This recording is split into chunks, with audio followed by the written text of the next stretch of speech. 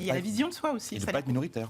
Parfois, on peut avoir conscience objectivement de ses compétences, mais pour autant avoir un sentiment perpétuel en fait d'infériorité. Moi, j'avais cette conversation avec une de mes clientes hier. C'est très social ce que vous écrivez. C'est très. C'est pas que très social. Là, par exemple, hier, j'avais cette conversation avec une dirigeante qui a tout pour elle, absolument, elle est brillante, elle est même HPI.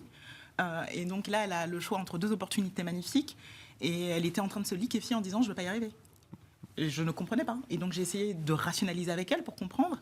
Et elle n'arrivait pas, en réalité, à verbaliser ce qui la terrifiait. Elle se disait, je ne vais pas être à la hauteur, mais pourquoi ça m'arrive ? Définir ses peurs, oui. Exactement. Pourquoi ça m'arrive ?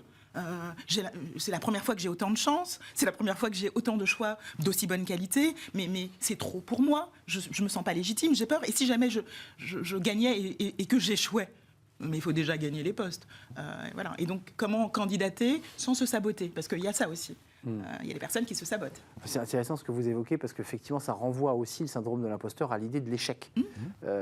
C'est l'idée que potentiellement, je peux échouer. Reconnaissons que quand on a quelqu'un de ce type, on a tous eu devant nous des gens de ce profil, on se tape un peu la tête contre les murs. C'est ce que vous dites. Moi, j'essaie de rationaliser, j'essaie de rendre les choses... On va parler de la fameuse de FI portée par votre étude, mais...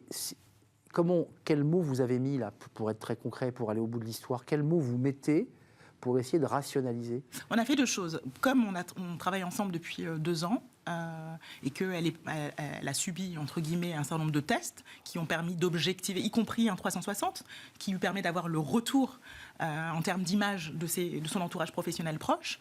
Donc j'ai remis des mots sur les qualités essentielles qui lui étaient reconnues. J'ai fait le lien avec les qualités demandées par le poste. Je lui ai demandé où est-ce qu'elle pensait être en défaillance. Elle l'était finalement sur quasiment aucun des éléments. Et ensuite, je l'ai obligée à reconnaître verbalement, en fait. Non, à affronter la candidature.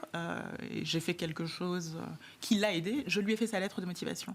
Et donc, je lui ai rédigé la plaidoirie de ce qu'elle est. Et quand je lui ai lu, elle m'a dit « Ah oui, c'est vrai, je suis ça ».